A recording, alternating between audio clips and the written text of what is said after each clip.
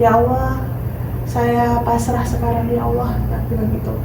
Kalaupun anak ini rezeki untuk saya minta tolong dikuatin. Saya bilang gitu.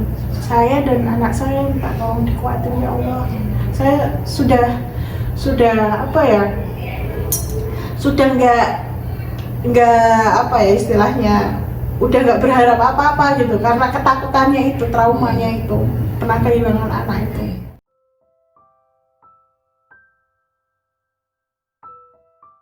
Baik, Mbak Amel, jadi kita cerita tentang kakak Aira ya. Kakak Aira itu adalah anak ketiga, jadi setelah masa 7 bulan itu kan Mbak Amel disuruh istilahnya bed rest dulu gitu ya, jangan hamil dulu, dan alhamdulillah ada kehamilan diberikan Allah sama untuk hamil lagi gitu ya. Bisa cerita gimana itu proses kehamilan Aira, apakah mengalami hal yang sama dengan yang kakak-kakaknya gitu atau lancar? Waktu hamil Aira itu ya itu hamil 3 ke 4 bulan itu sempat nge-flag dan saya nggak mau disuruh ke rumah sakit karena sudah trauma juga kan di rumah sakit. Yang anak kedua itu kan saya harus rawat inap seminggu itu, jadi tetap keguguran gitu. Jadi waktu Aira itu ya bismillah, saya pasrah lah sama Allah, dan ya itu memang yang dibutuhkan Allah itu Kekuatan kita ya, pasrahnya seorang hambanya gitu loh, berserah diri benar-benar. Saya pasrah ya Allah, apapun itu saya terima gitu loh. Dan alhamdulillah hadiahnya dikasih Aira itu. Masya Allah. Jadi Aira itu proses kehamilannya lancar ya dari awal lancar, tapi waktu mau melahirkan itu sempat sungsang.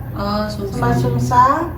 Saya ke bidan yang bantuin anak pertama itu lahiran. Bidan senior tadi ya. Bidan senior itu karena kan dekat rumah. Kamu setiap bayinya gerak, kamu kayak posisi sujud gitu. Jadi pas sujud gitu bayi gerak, jadi supaya bisa bantu menuju biar nggak sungsang gitu loh, biar posisi kan kalau pas gerak kan dia ganti posisi kan, jadi langsung disuruh posisi kayak sujud itu. Terus alhamdulillah bisa.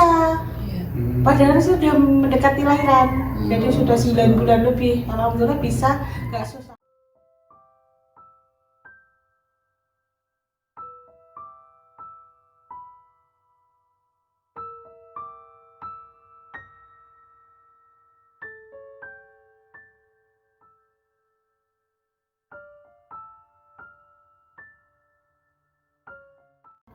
Tapi ketuban merembes, ganti. Yang problem sungsangnya itu udah teratasi dengan itu terapi ya, terapi sujud itu gantian. Jadi pas satu malam gitu kayak merembes gitu ketubannya. Terus akhirnya saya sampai nunggu pagi, kan itu malam, sampai saya itu pagi. berapa bulan kehamilan? Itu udah mau lahiran, udah deket-deket lahiran gitu ya. Jadi malamnya itu ketubannya merembes. Terus saya nggak berani kan, saya diam aja. Jadi sampai nunggu habis subuh. Itu kalau ketuban rembes itu ada kerasa lainnya di perutnya apa gimana, atau keluar aja gitu? Iya, keluar aja. Ketubannya gitu merembes sedikit gitu loh, sedikit serut gitu ya kayak gitu. Terus sampai nunggu pagi baru saya ngomong. Kan satu tinggal di mertua kan, ada Mbak Ipar juga. Saya diam aja. Terus pagi baru ngomong sama Mbak Ipar, "Mbak, aku antarin Mbak ke dokter," saya bilang gitu. "Ada apa?" "Kayaknya kok merembes ya Mbak." Saya kan tidak tahu. Waktu yang anak pertama kan ketubannya nggak merembes, yang waktu melahirkan anak pertama normal, yang meninggal itu masih sen itu normal. Terus yang Aira ini akhirnya saya minta tolong Mbak Ipar nganterin ke dokter, dilihat, waduh udah tinggal sedikit ini Bu, segera dibawa ke rumah sakit katanya gitu. Terus akhirnya karena ketuban merembes itu untuk dicoba dikasih obat perangsang gitu, perangsang bayi biar mau keluar, biar mau kontraksi gitu. Saya dikasih obat itu nggak ada kontraksi sama sekali dan tidur, nggak kesakitan. Padahal orang itu kalau dikasih iya Pak, itu biasanya 15 menit itu sakit banget. Iya, sampai perawatnya itu bolak-balik ke saya. Bu, apa yang dirasakan? Ya, saya dimasukin ke ruang ibu dan anak itu loh yang mau mendekati mau melahirkan itu. Samping saya ibu-ibu, dia itu jerit-jeritan, waduh gitu kan. Terus saya diam aja, kan susternya kan curiga ini orang kok habis dikasih obat kok nggak ada reaksi. Saya tambah ngantuk. Bu, emang nggak kerasa apa-apa? Enggak ibu, enggak sih bu perawat, saya bilang gitu. Waduh, terus gimana? Tapi ngefeknya ke anak. Anak itu detak jantungnya itu deg-deg-degnya itu kayak nggak beraturan gitu loh.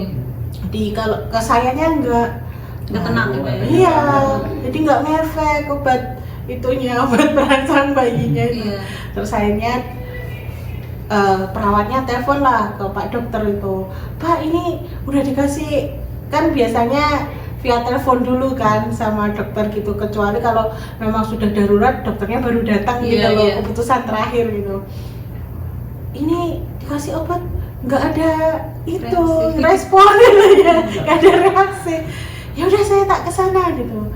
Dan saat itu langsung disesar saya karena ketuban merembes dan dikasih obat perangsang nggak reaksi. Iya, nggak reaksi.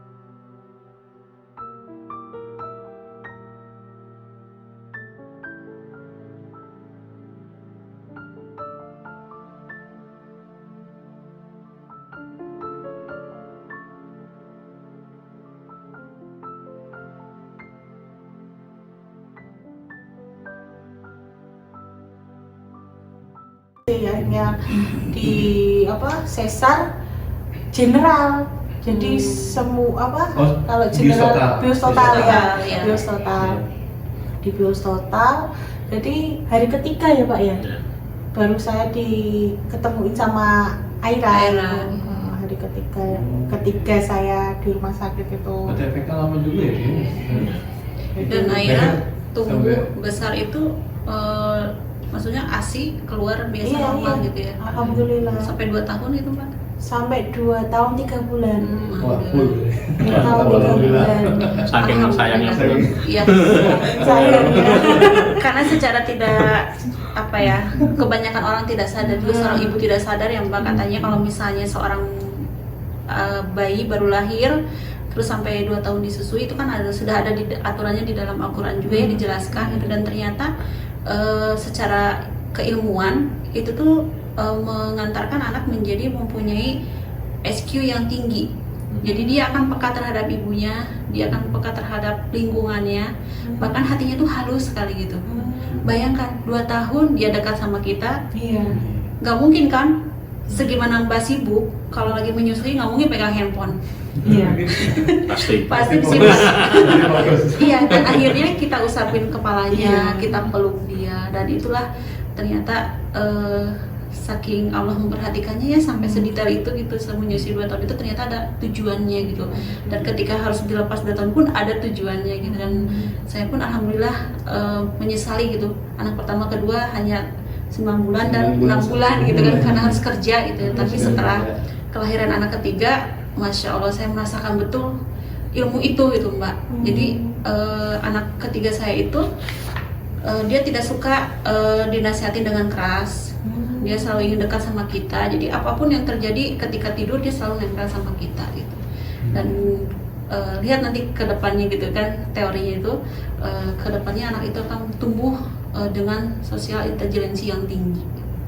Karena kepekaan sosialnya tinggi. Ya, itu saya juga waktu kerja juga itu, dan nggak mau dikasih formula, jadi paling formula dikit-dikit pas saya tinggal kerja. Alhamdulillah kan tempat kerja saya deket sama rumah mertua, mungkin 15 menit, jadi waktu istirahat kan kalau guru kan ada 2 kali istirahat, setengah jam langsung saya buru-buru pulang.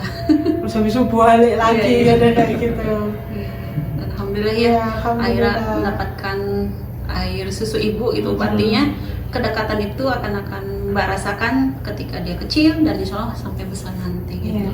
Ikatannya kuat sekali gitu. Sampai sekarang nggak bisa tidur kalau nggak saya peluk. Iya betul. Nah itulah. Sampai sekarang pernah mau nyoba gitu ya, tetap mepet. Dia bersentuhan sama itu, jadi yang penting bersentuhan sama kita. Kadang kalau mau tidur kaki di sini. Karena saya tidur cuman anak kadang tiba-tiba ada di tengah. Iya gitu. Saya aja ngungsi.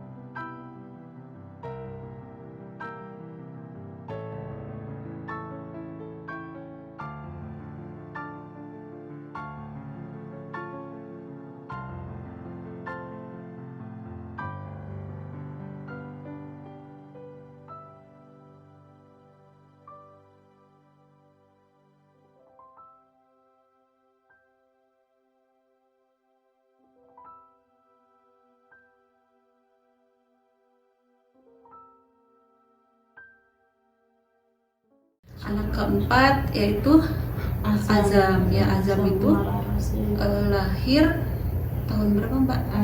2017. Di sini ya, lahir di Danang. Oh di Danang ya. Iya iya. Lahirannya saya di Danang. Iya iya. Itu prosesnya seperti anak pertama ya kalau nggak saya kasus salah. Ya. Iya kasusnya kena hidramion juga saya. Tapi alhamdulillah karena saya sudah ada pengalaman anak pertama itu, meskipun masih keingat traumanya itu kehilangan, alhamdulillah kan sudah ada informasi, jadi saya bisa merencanakan bagaimana ketika saya menghadapi kasus yang sama gitu loh. Misalnya apakah saya harus dikasih obat atau apa gitu. Dan alhamdulillah karena kami tinggal di sini dan penanganannya alhamdulillah luar biasa Masya Allah. Free. Ya, free dan sangat cepat. Masya Allah. Lengkap ya. Sampai detail dan pas 1 sampai 6 bulan itu dibujil. Terus karena memikirkan kan bapaknya kan di Ruwais sini, dan kalau pulang kan 4 hari kerja di sini, 4 hari di Musafa. Dan karena mikirin itu, saya kalau Bursil kan kejauhan dari Musafa. Terus mana ya kira-kira rumah sakit yang dekat? Oh, dapat informasi dari teman Malaysia kalau di Bursil di Danat Al Amrat dekat, dan itu rumah sakit ibu dan anak. Khusus ibu dan anak. Akhirnya kami cobalah ke sana. Ayo Bu, coba pas hamil 7 bulan. Dan hamil 7 bulan itu dokternya pas ultrasound yang kedua kalau nggak salah, itu kan difoto semua kan organnya, dan alhamdulillah pas yang nanganin saya pas ultrasound itu dokter spesialis problem kehamilan gitu loh.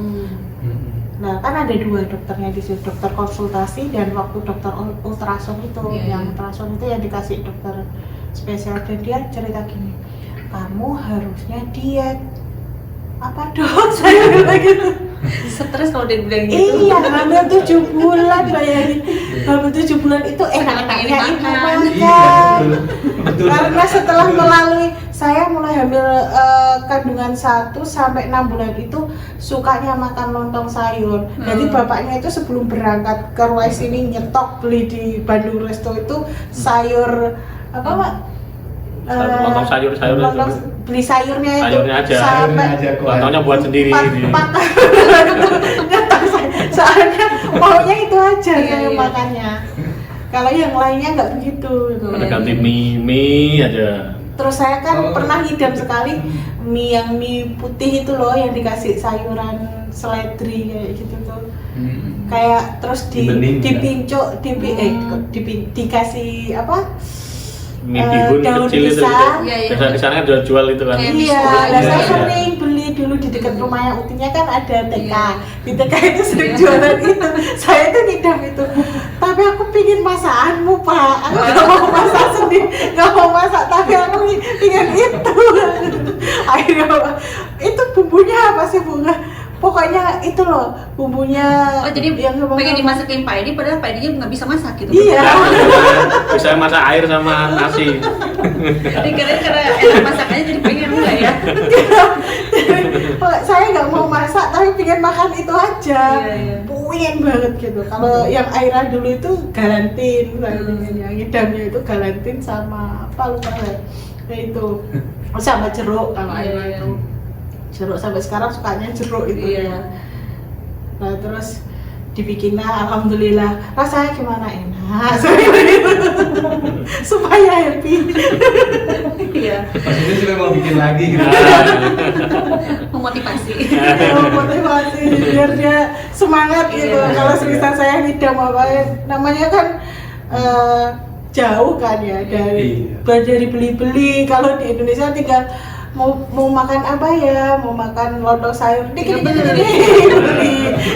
Terus kayaknya emang itu juga teori manja kayaknya ya. Jadi teori manja sebagai apa hamil anak laki-laki saya juga gitu ke suami. Saya nggak mau ke dapur, emang selalu gitu ya. Tapi ini pengen dimasakin sama dia. Dan dia tuh hobinya bikin nasi goreng. Itu nggak berubah nasi goreng. Iyalah tanpa Pak. Jadi nasi goreng yang kecap aja sampai nasi goreng yang bumbunya paling gitu ya kata enak kan, ini paling enak kata ayah, ini paling enak, paling enak kata karena segala bumbunya dimasukin itu ke bumbu kari gitu. Akhirnya bumbu kecap aja deh. Dan itu sebenarnya kan kalau lagi hamil itu ya yang nggak biasa kita lakukan jadi pengen dilakukan ya gitu. Bahkan saya bilang saya suka pedas gitu, malah jadi ketukar. Jadi suaminya suka pedas. Iya, saya jadi doyan pedas. Karena saya nggak pedas Pak. Jadi saya doyan pedas ini. Balik. Iya. Tapi kan kadang itu apa ya? Karena pingin dimanja gitu, maksudnya pingin diperhatiin gitu, lewat itu. Iya.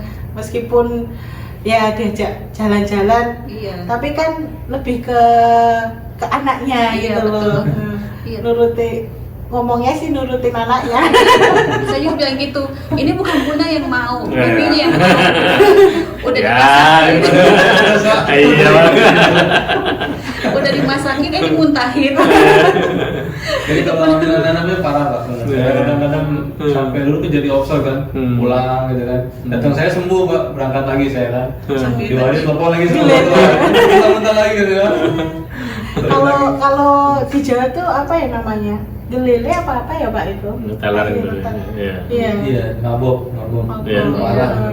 Saya MSI soalnya. MSI nggak berhenti kalau ini. Jadi kalau dari anak pertama nggak makan sama sekali hamil tuh Mbak, nggak bisa makan sama sekali sampai melahirkan. Jadi paling makan juga itu es ya, itu pun es batu. Jadi pas lahiran tuh yang pertama ditanyakan jarinya ada berapa, punggungnya normal nggak gitu kan? Saya takut kan asam folat ya. Saya tahu kehamilannya memang bukan bermasalah, cuman sih nggak asupannya nggak sama sekali ini, nggak sama sekali apa gizinya minim banget gitu.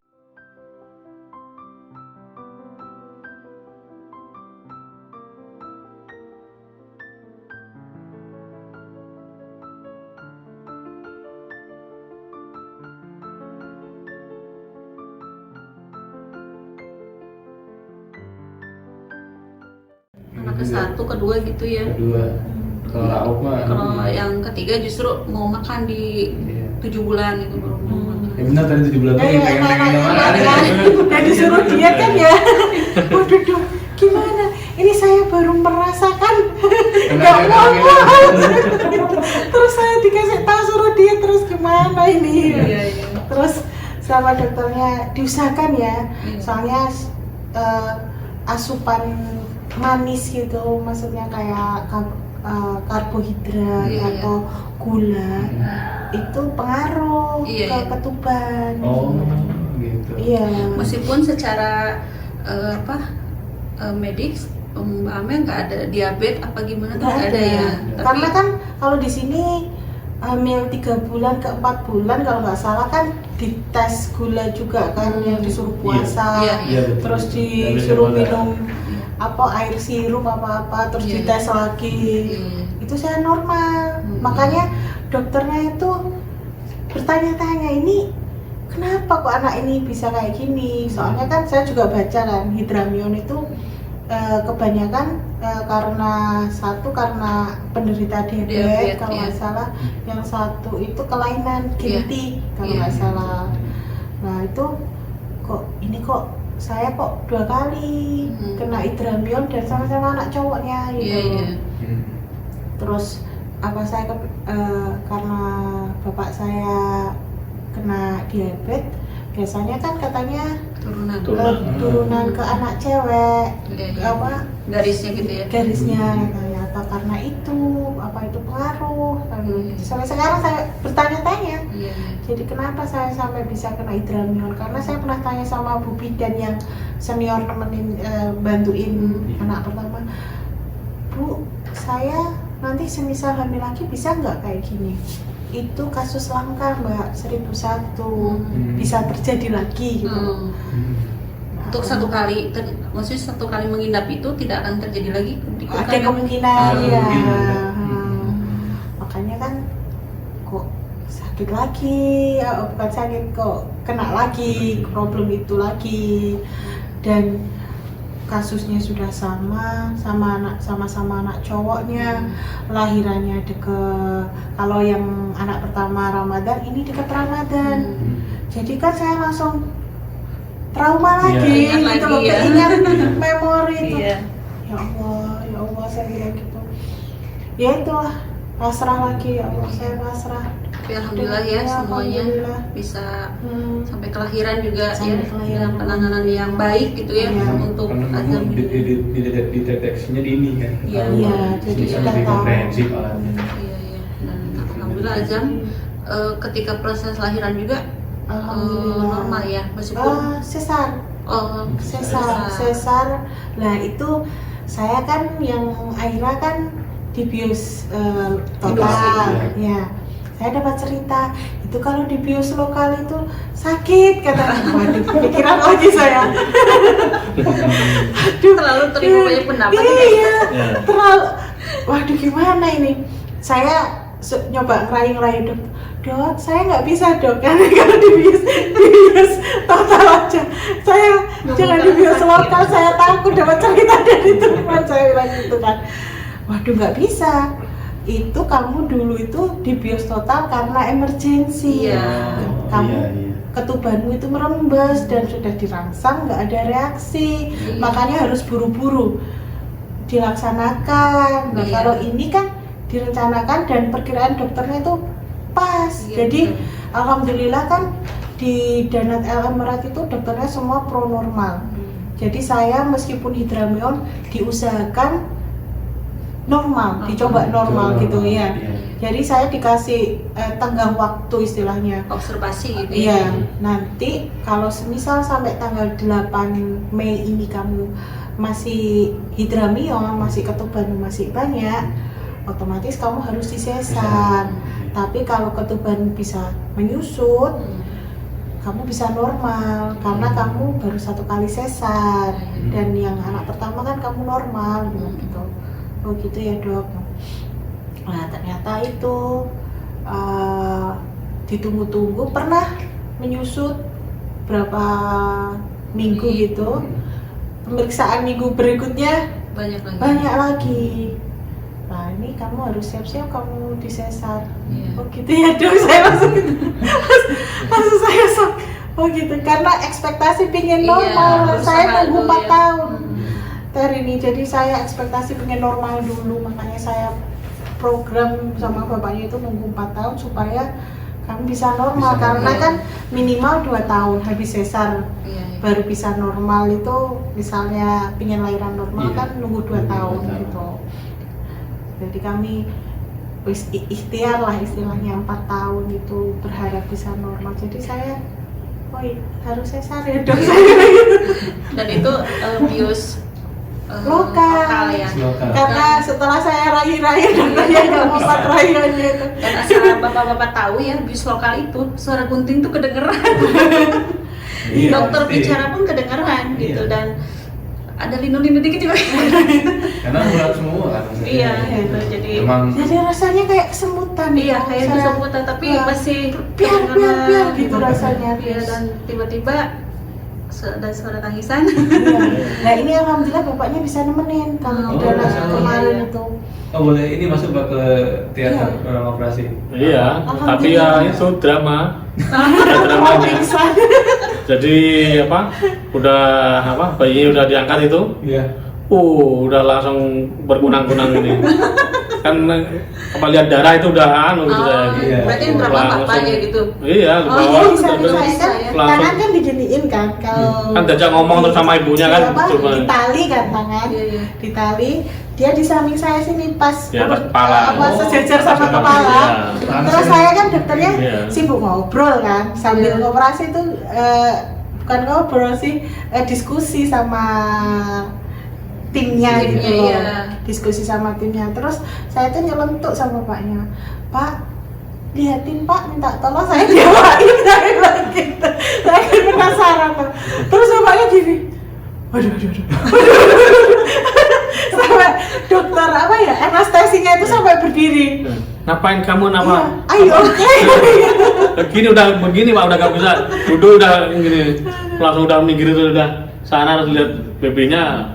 Udah gini. Jadi mungkin pas waktu udah keringatan udah Pak. Itu pertama kali memang lihat itu memang nggak bisa lihat darah sebelumnya. Iya, pokoknya karena lihat darah itu udah langsung diam-diam gini dah. Saya kan semangat ngajak dia biar dia tahu gitu. Terus setelah kejadian menyaksikan istri seperti itu Pak, makin sayang dong Pak. Oh iya, pasti ya. Sebelumnya juga sayang selalu. Sayang banget. Tambah lebih sabar. Alhamdulillah ya. Perjuangannya ya, insyaallah. Iya. Jadi Azam normal, maksudnya tanpa ada minum dari itu ya, dari ketuban gitu semuanya. Tapi teratasi sebelum ada kejadian yang urgent seperti itu ya. Iya, tapi sempat di ICU itu karena berapa persen itu Pak? 90% itunya nggak sampai 100 gitu loh Pak. Kan dibawa ke ICU dulu sama dokter anak kan, dicek semuanya ya Pak ya. Terus itu pernafasannya itu 90 kalau nggak salah. Jadi ditaruh di ICU dulu, diobservasi sampai bagus gitu, normal, bagus semua, baru dikasihkan ke ibunya. Azam juga ASI ya Mbak? Iya. Nah, itu ceritanya. Ya Allah. Jadi pas waktu kejadian itu saya tuh udah ada niat mau lepas ASI karena saya sama kakaknya 2 tahun ya. Pas 2 tahun 3 bulan. Jadi saya sudah dari Indonesia nanti pulang ke Ruwais tak lepas ASI-nya gitu. Jadi udah di sana udah istilahnya sama ada kayak apa itu, kayak tuang pijat untuk bayi itu loh. Jadi biar nggak lagi sugestinya udah di itu ya kayak gitulah terapi ya gitulah gitu. Jadi planning ke sini, jadi nanti udah lepas gitu. Jadi biar nggak ASI terus gitu maksudnya. Pasal ada